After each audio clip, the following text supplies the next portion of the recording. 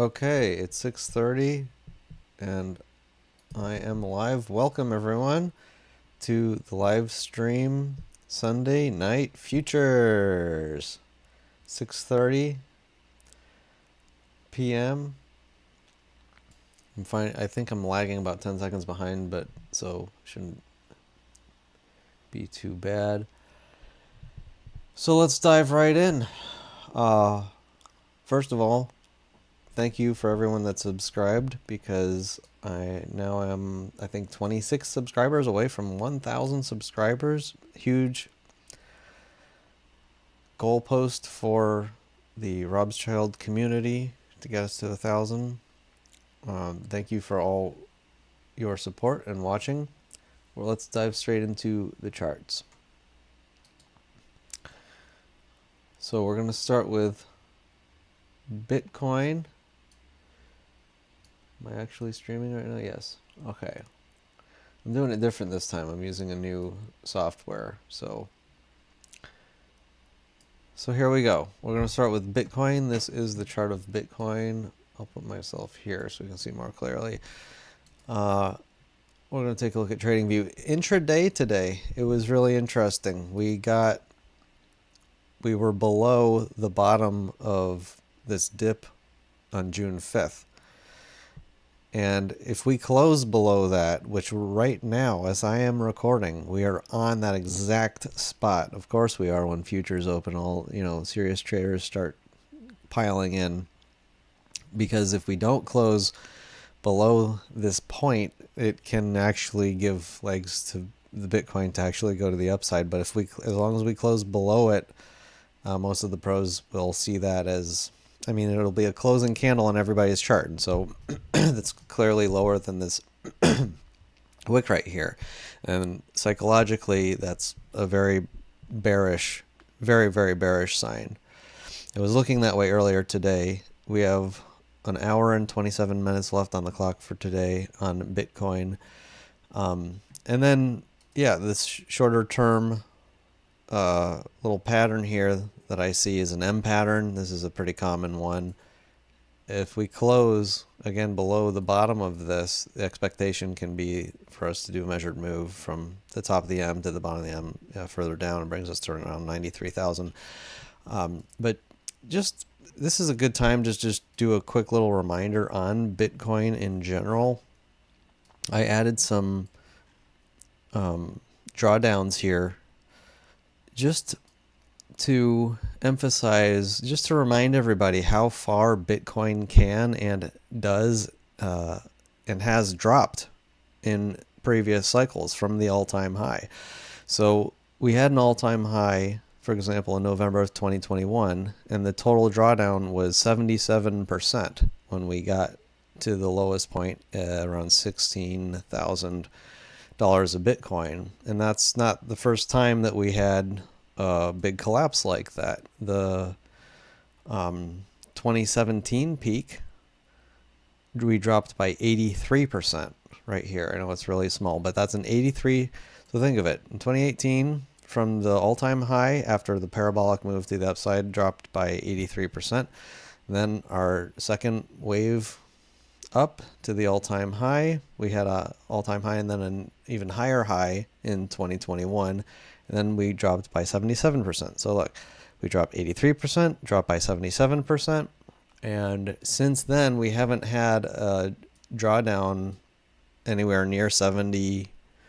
But if we were to go to 83 to 77, let's assume that it'd be reasonable to assume at this point, just by that pattern, 60% drawdown would not be very unheard of.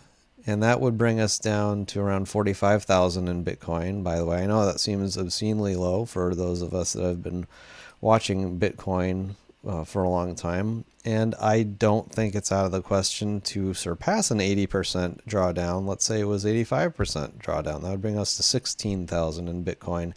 80% drawdown would bring us to around 22,000. So, my crystal ball says I'm thinking 80% drawdown here, and I think it's happening now. I think there's enough. I think the data is starting to accelerate to the downside, the economic data. I think this is the risk off. This is the liquidity dry up period, which markets go through.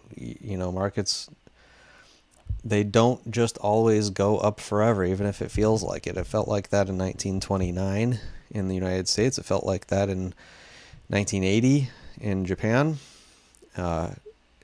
Bubbles happen all the time, and people buy into them because they think that they can only go up. But because of how greedy people are, I think the drawdown is going to be more than the last cycle of 77%. I think we're going to see another 80% or higher, between 80 and 85% drawdown in Bitcoin, personally. But that's just a guess. We're going to move on to our next chart for Sunday night futures. This is total 2 on TradingView. It represents all cryptocurrency minus Bitcoin. So we take out Bitcoin and we look at the rest of the crypto market. I'm not sure if this includes stable coins, by the way, like ones that are attached to the dollar or to gold and stuff like that. I don't think they are. I don't think this is, but correct me if maybe someone out there knows more than me on that.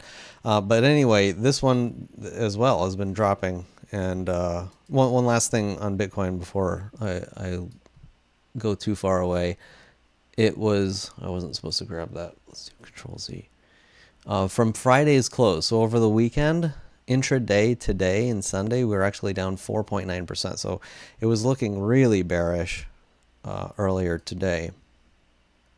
And like I'm saying, we are fighting now at the very bottom of this wick. It'll be really interesting to see how that closes. Yeah, so 4.9%.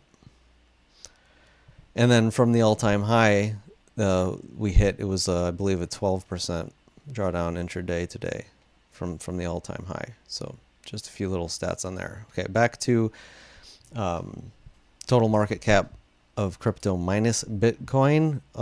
Also not, does this look like a bullish chart to you? It's falling pretty hard. And we're only down 2.5%. It looks like it's accelerating. This definitely could be one of these 3 black crows kind of things where you have the 3 big red candles in a row. They're supposed to get bigger each one to officially function that way, but it looks very bearish. So this does not look like a risk on environment. This looks like a risk off. Obviously over the weekend with the U.S. getting involved with Iran, that certainly has an effect on people's perception of just risk in general, taking risks in markets. And that there's no better place to look first at at Bitcoin and then also the rest of the crypto market. Like, this is like ultra risky. Like, how are investors feeling in the risky space? We're going to move on to the next chart, S&P 500, the ES1 mini futures. We are currently down 0.37%. We were down lower earlier, about 0.5%, and some buyers stepped in. Doesn't look bullish to me. Looks pretty bearish. Like I said on Friday, I did a short little test run earlier today when I said I think that this week should be very interesting. I'm expecting this week to rock some things around, especially because we don't just have this Iran stuff going on. We have more data coming out. We got the flash PMIs. One trader that I follow named Ira Epstein, I follow his show. He's saying that the traders are looking like very, very hard at the data coming out on Monday because it's supposed to be the most affected by tariffs. And so the question is, how much are tariffs affecting the the flash PMIs, I believe, coming out Monday morning? I think that's what he said. So besides the Iran stuff, that by itself can really rock things around just with the tariffs. And it's easy to forget about that the tariffs even exist, like I often say on a lot of these shows, because of what's going on with Iran. But the tariff situation is still in play. That's still a very important piece of the puzzle. I'm just wondering whenever, if this, for example, Iranian mess cleans up sooner than later, it's like then Mr. Market can rub his eyes and be like, oh yeah, tariffs. And then the story will go back to what's going on there. It's kind of what I'm foreseeing, let's say. Next chart, TLT, my favorite place to be. The way to see this in the futures is ZB1 exclamation point. It's the T-bond futures on TradingView. It opens up at 6:10 p.m. on Sunday evenings. We are actually up 0.14%, so functioning properly. We are risking off in stocks, we're risking off in crypto a little bit, and we're going into treasury bonds.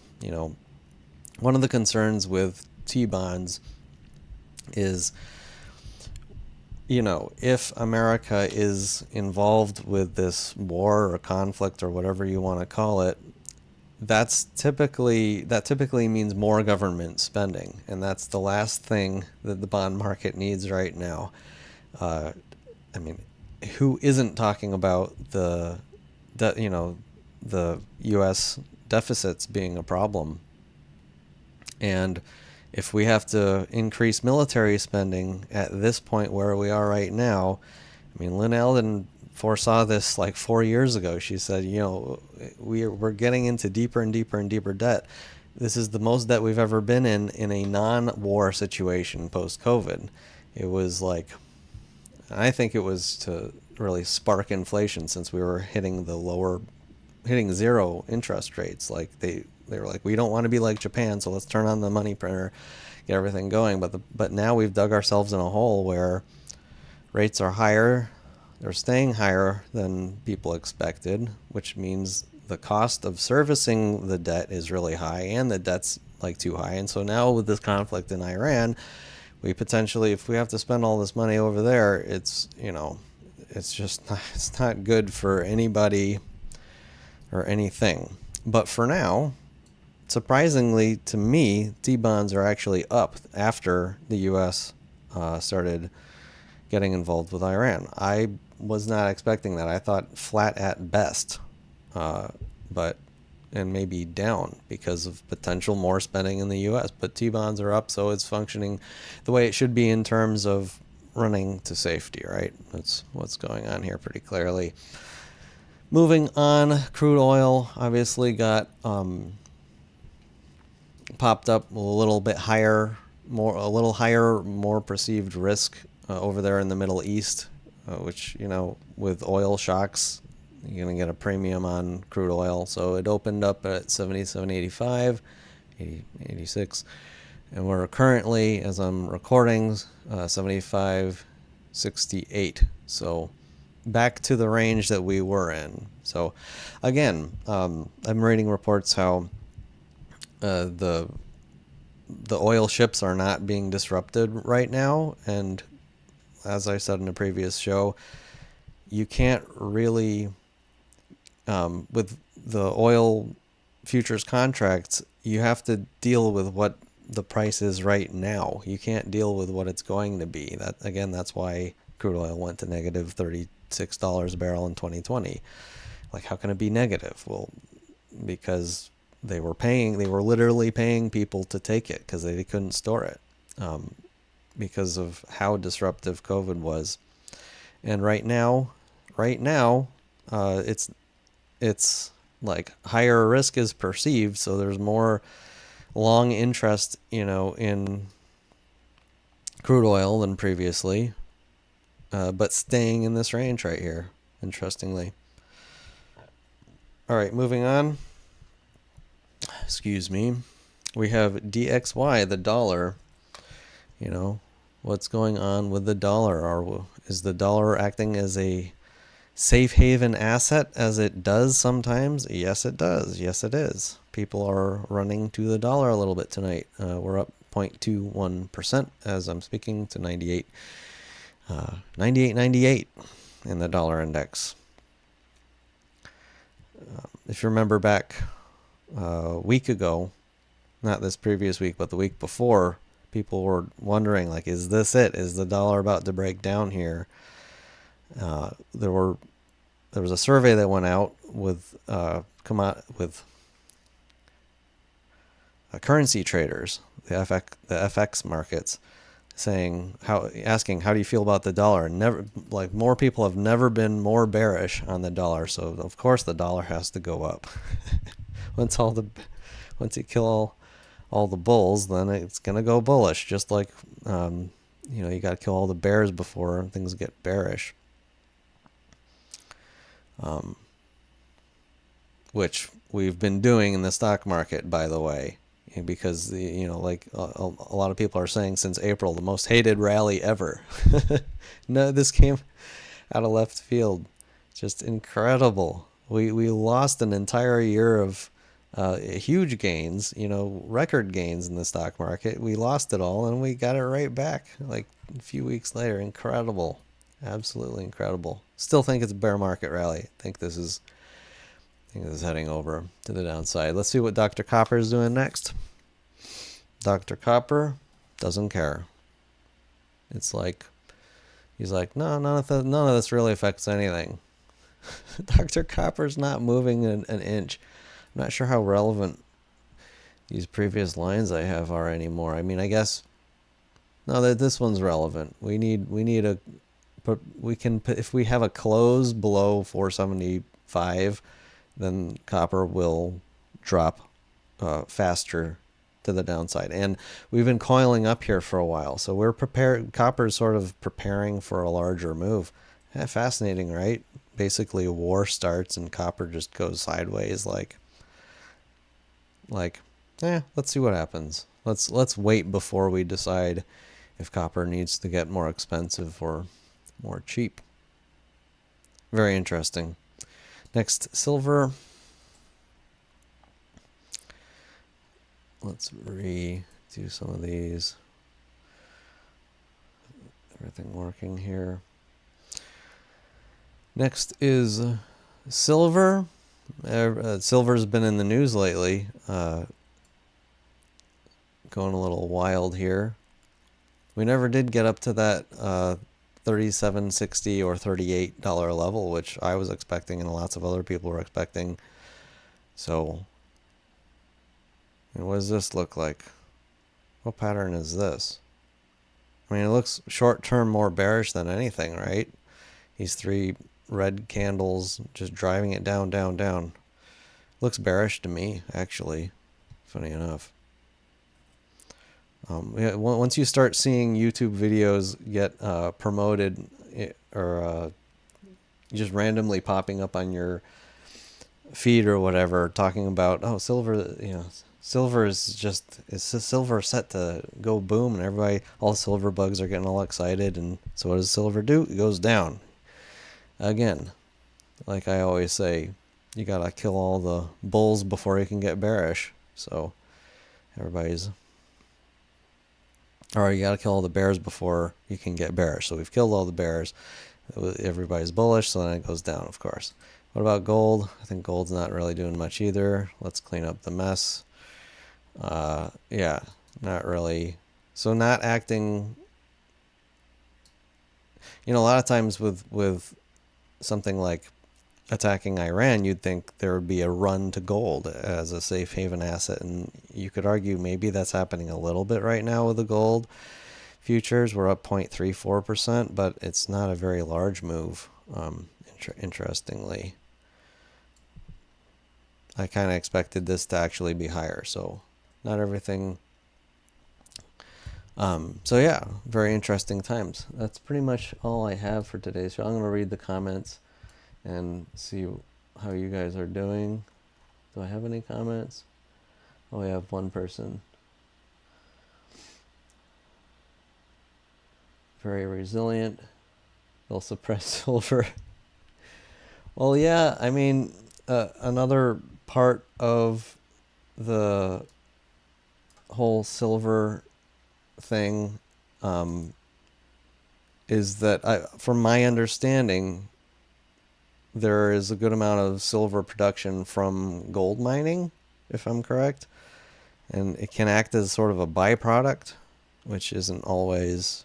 And plus, it's used in industry, and it's so funny. You have proponents that are like saying silver is for sure a precious metal, and then you have other people that say no, it is not a precious metal. It is an industrial metal.